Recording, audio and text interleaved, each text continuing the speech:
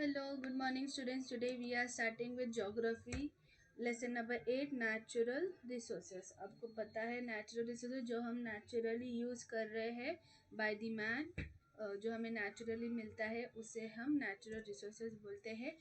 ये देखो यहाँ पे पिक्चर्स दिया है. Observe and think about the picture given in the figure 8.1 and answer the following question. आपको ये फिगर देखना है और आपको इसके जवाब देने हैं. Explanation.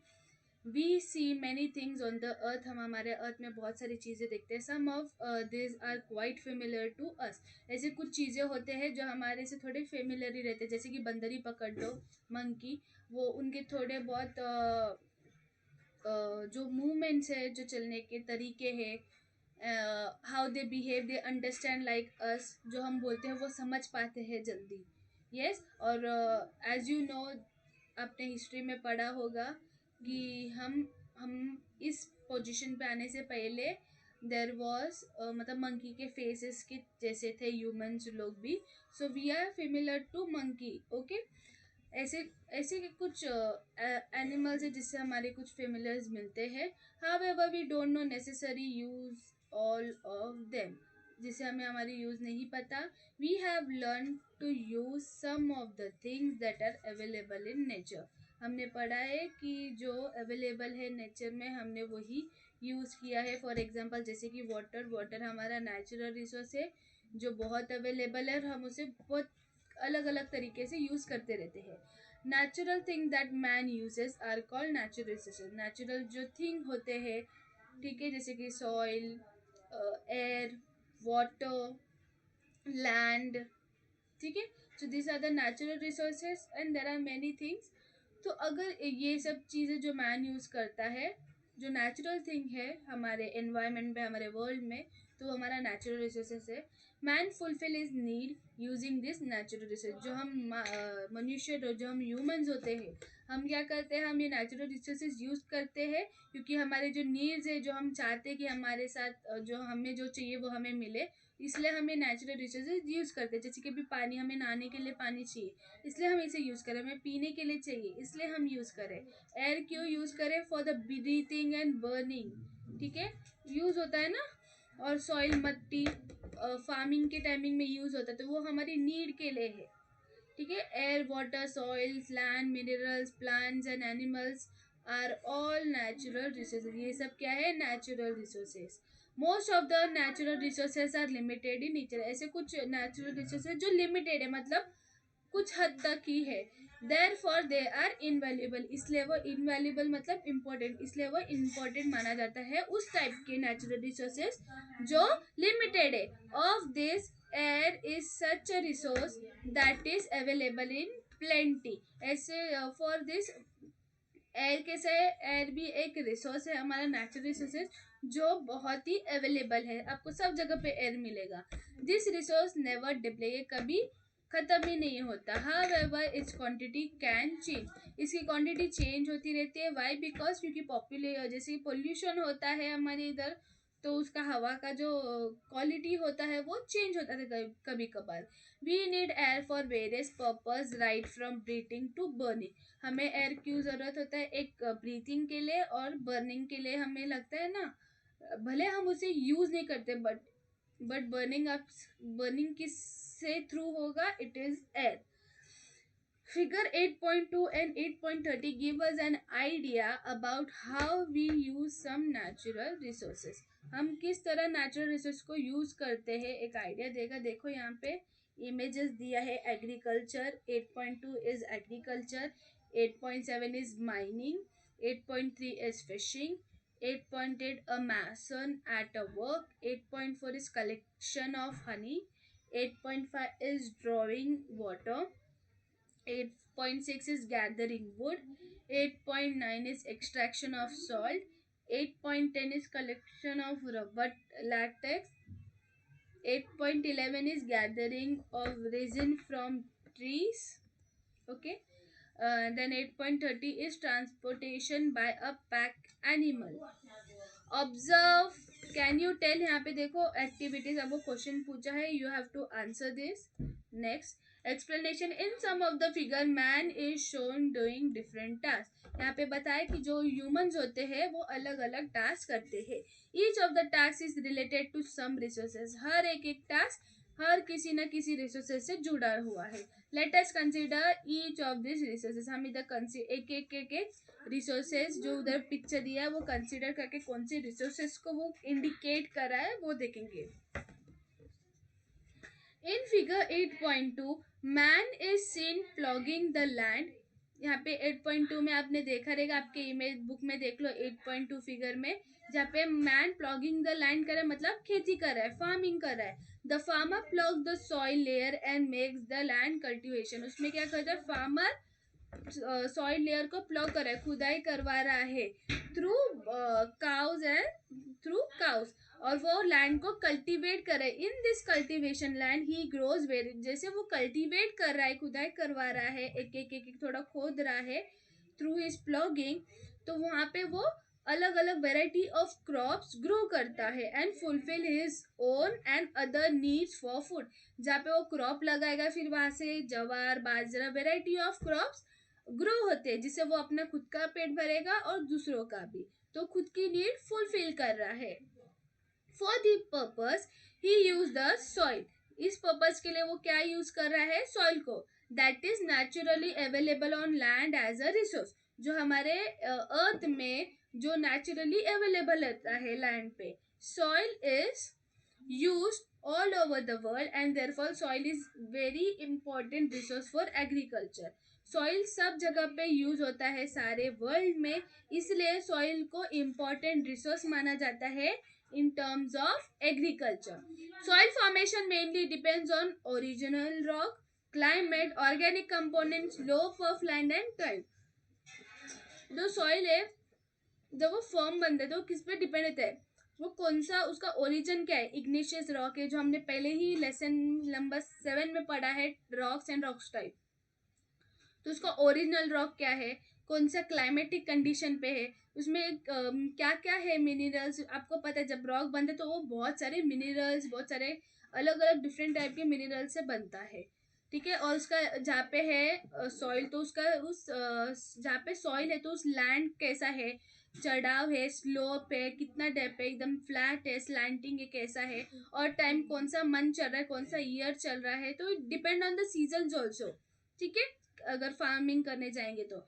According to the type of rock and climate different region different type of soils are form. Depending upon the जो अपना रॉक कौन सा है और क्लाइमेट पे डिपेंड होके और डिफरेंट रीजन में अलग अलग टाइप के रॉक सॉइल फॉर्म होते हैं। A long period is required for the formation of mature soil as it is a very slow process। बहुत टाइम लग जाता है सॉइल बनने के लिए और ये बहुत स्लो प्रोसेस है। A period of about the 1000 years may be required for the development of 2.5 centimeter thick layer of soil। एक आपके स्केल पे भी आप देख सकते हो 2.5 सिर्फ इतना सा ही रहेगा, मे बी इतना, सिर्फ इतना सा सॉइल बनने के लिए 1000 ईयर लगता है, 1000 साल लग जाता है। Figure 8.3 and 8.4 shows a man catching fish and another drawing water from the well। In this picture, man is seeing using the natural resources water for fulfilling need।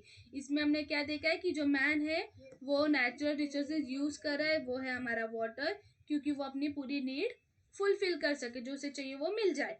Right from the time we get up in the morning, we keep on using water till we go to bed at night। हम जैसे उठते हैं और जैसे हम जब रात को सोने जाते तब उसके बीच पार्ट में पूरे दिन में हम पानी बहुत जगह यूज करते हैं। This show how important water, इससे पता चलता है कि वाटर कितना इम्पोर्टेंट है, और वो वाटर हमारा क्या है, is as a natural resources. The entire living world depend on this resources. जो हमारा पूरा वर्ल्ड है वो पूरा डिपेंड रहता है पानी पे। आपको पता, अगर आप एक दिन पानी नहीं पियोगे तो आपको अगले दिन कितनी प्यास की तलब लग जाती है। यस, द एंटायर ये हो गया। See figure 8.9 it shows how we obtain salt from sea water. आप 8.9 देखो पिक्चर, जिसमें हम देख रहे हैं कि एक मैन ऑब्टेन कर रहा है सॉल्ट फ्रॉम सी वाटर, से सॉल्ट को निकाल रहा है। एक्सट्रैक्शन ऑफ सॉल्ट लिखा रहेगा तो उसमें वो सेपरेट कर रहा है। We make use of salt in our day to day life. हमारे खाने में नमक होना चाहिए तो हमें खाने का टेस्ट मिलेगा, नहीं मिलता। इसलिए हम जो हमारे सी वाटर है उसमें से हम सॉल्ट को थोड़ा एक्सट्रैक्ट करते हैं, उससे हम सॉल्ट निकालते हैं। Total water on the earth is 100%। हमारे पूरे अर्थ में 100% ऑफ वाटर है। Usable water on the earth is 3%। उसमें से हम यूजेबल कितना यूज कर सकते हैं, 3%। Water available on earth for use, और यूज कितना करते हैं हम, 0.003%। Water is available in huge quantity on earth. Water available है huge quantity on the earth. For this a large quantity is salt.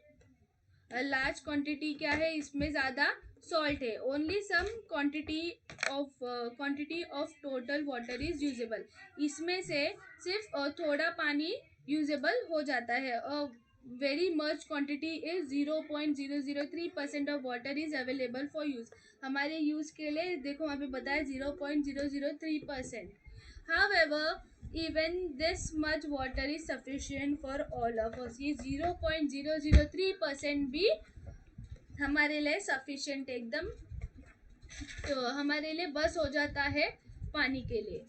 Global water reserves and availability है, ये आपको बता रहा है। Next figure 8.6 shows some individual collecting wood from the forest similarity। some people are shown collecting different item in the forest like honey, resin, rubber, text, etc। जो ये 8.6 में क्या बता रहे कि कुछ कुछ लोग लकड़ियाँ कलेक्ट करते हैं फॉरेस्ट में से। मोस्टली गांव में ऐसे ही होता है। कुछ कुछ लोग लकड़ियाँ तोड़ के लेके जाते हैं फॉर उनका चूल्हा जलने के। गांव में गैस नहीं यूज़ करते most of the people, so they cut the wood and they use to burn fire, जिसमें वो लोग खाना कुक कर सके। और हम बहुत कुछ चीज़ें फॉरेस्ट से लेते हैं आइटम्स का लेकर, जैसे कि हनी। यस, हनी हमें फॉरेस्ट में मिलेगा जहाँ पे मधुमक्खी का छत्ता रहता है और वो मोस्टली ट्री पे ही लगा रहता है। यस, और रेजिन, फिर रबर मिलता है हमें झाड़ से। It in order to fulfil our need, हमारा नीड कंप्लीट करने के लिए we collect various product from plants in nature. हमारा नीड पूरी कंप्लीट करने के लिए हम अलग अलग हम प्लांट से हमारे नीड्स पूरी करते हैं in nature. There are various plant on land surface, बहुत सारे प्लांट होते हैं लैंड पे। Plants are broadly classified as, plant classified हुआ है as grass, herb, shrubs and trees. Man has successfully experimented with some grasses to obtain food grain. जो हमारे humans होते हैं उन्होंने एक्सपेरिमेंट कर दिया है, ऐसे उन्हें कुछ प्लांट्स मिले हैं जिससे हमें हमारा फूड ग्रेन मिल सके। दिस जैसे कि हमारा टोमेटो प्लांट हो गया और mango trees. So is different different kind of plants are there. This help him to avoid painful wandering for gathering food. अभी उसने एक्सपेरिमेंट कर दिया है कि उसे किस प्लांट से फूड ग्रेन मिलेगा, तो वही वो ग्रो करके खाएगा, तो उसको इधर उधर घूमना नहीं पड़ेगा, उसको एक ही जगह पे उसको खाना मिल जाता है। He began to live a settled life, तो इस वजह से उसकी लाइफ सेटल हो जाती है। The basin of the Hwang, He, सिंधुस, Nile and Euphrates are some of the area where such settlement flourished in the past। इससे पहले यहाँ पे पूरा सेटल हो चुका है। You have studied in this standard 5th C figure 8.5। यहाँ पे देखो ये जो आपको मार्क करके दिखा है पिंक पिंक कलर, ये एरिया है जहाँ पे पहले ही ये सब हो चुका है। यहाँ पे उनको जो पहले घूमते थे इन द एशियन, तो उनको फूड ग्रेन पता चला कि इस प्लांट से मुझे यहाँ पे खाने का मिल जाएगा, तो मैं यही मेरा घर बसा के बैठ जाता हूँ and I will get the food to eat. ठीक है। We obtain product like wood, rubber, resin, fruit, medicinal plant etcetera. ये सब चीज़ें हम फॉरेस्ट से कलेक्ट करते हैं। If we consider the region from the equator to the poles as per the temperature zone, we find the following type of natural vegetation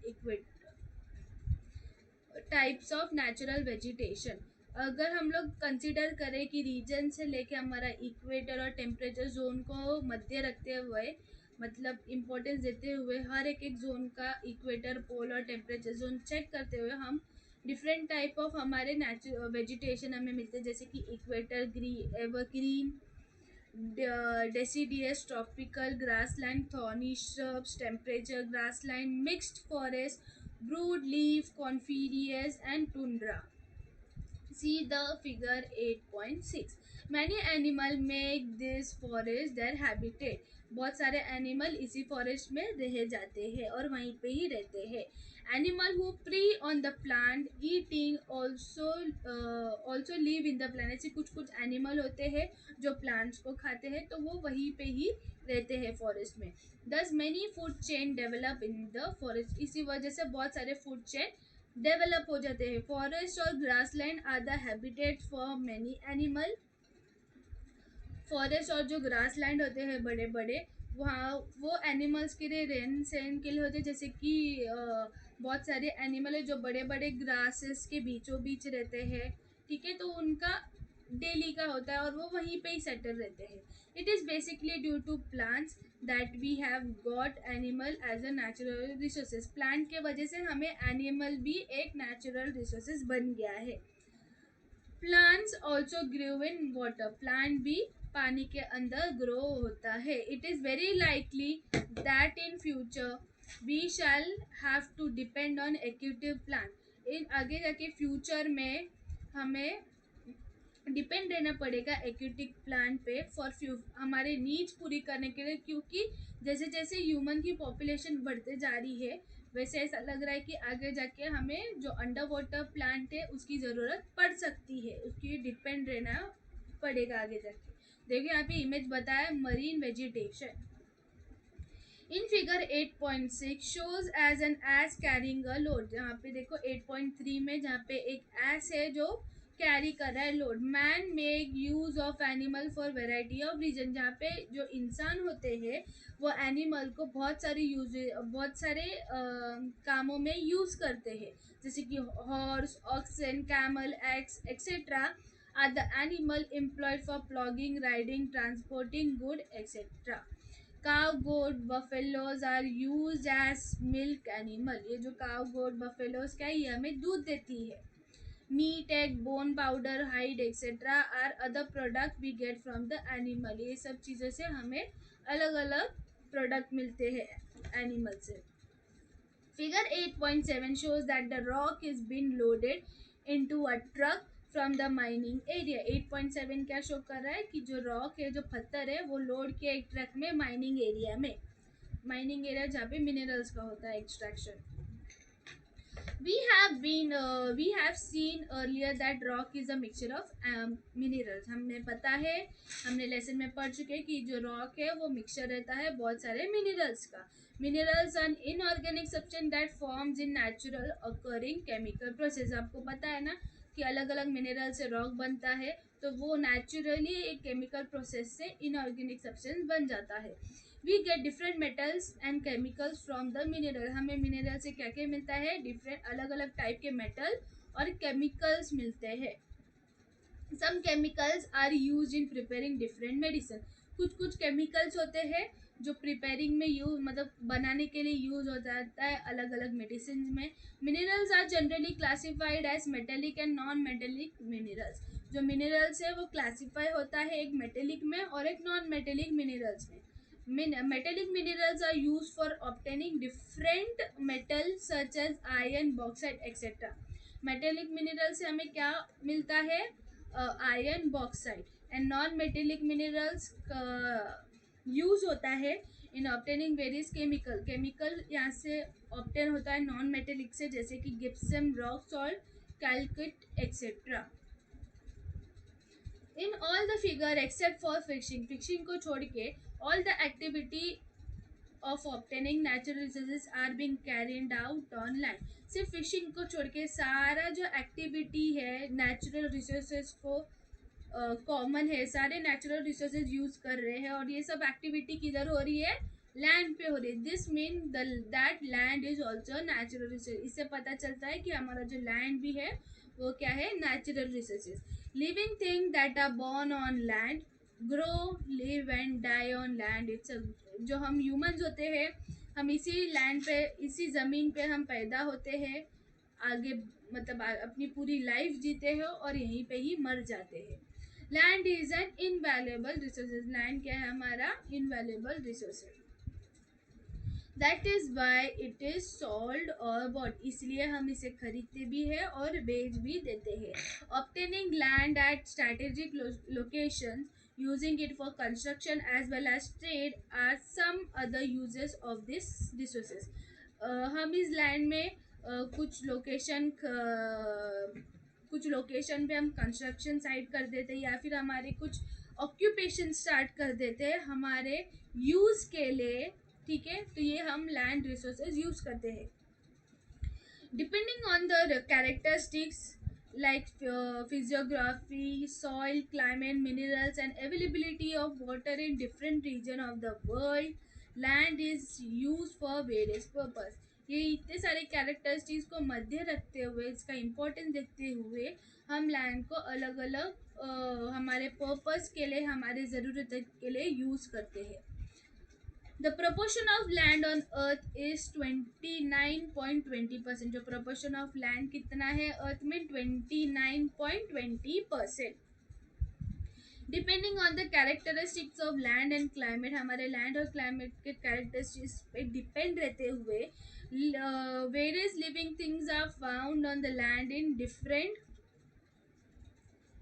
various living things are found on the land in different proportion. अलग अलग type के living things हम देख सकते हैं land पे अलग अलग प्रोपोर्शन में।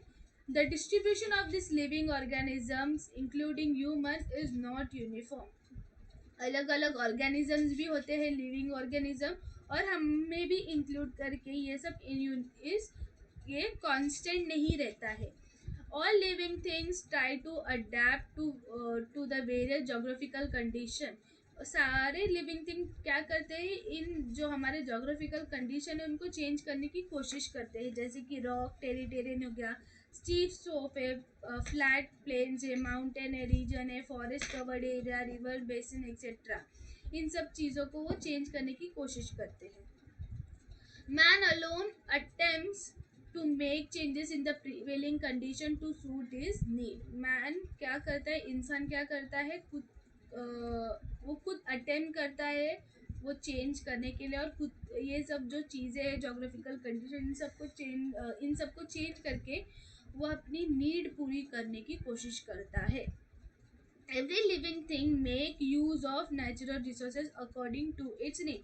हर इंसान यूज़ करता है नेचुरल रिसोर्सेज को खुद की नीड कंप्लीट करने के लिए। However man started using many of this resources for himself alone with the help of his intellectual power. Man क्या करता है, खुद की नीड कंप्लीट करने के लिए वो अपनी पावर से, अपने जो दिमाग से इस रिसोर्सेज को यूज़ करता है। Later the increase in population and the greed of human, जैसे जैसे पॉपुलेशन बढ़ रहा है ह्यूमंस का इस अर्थ में, और ग्रीड मतलब लालचीपन जो ह्यूमंस में होता है, इस वजह से ये लोग हमारे जो नेचुरल रिसोर्सेज है इनको बहुत गलत तरीके से यूज़ कर रहे हैं। This began to upset the balance in nature, इस वजह से जो बैलेंस है नेचर का वो इम्बैलेंस हो गया है। This mean that it is necessary, इससे पता चलता है कि ये नेसेसरी है that man also must use the natural resources only according to his need and in a judicious manner. इसलिए हमें पता होना चाहिए और हमें याद रखना चाहिए कि हमें जितना यूज़ है नेचुरल रिसोर्सेज का उतना यूज़ करना चाहिए इन अ सूटेबल मैनर, उससे अननेसेसरी यूज़ नहीं करना चाहिए। ठीक है, इसके जो क्वेश्चन आंसर है आपको व्हाट्सएप ग्रुप पे मिल जाएंगे। बाय।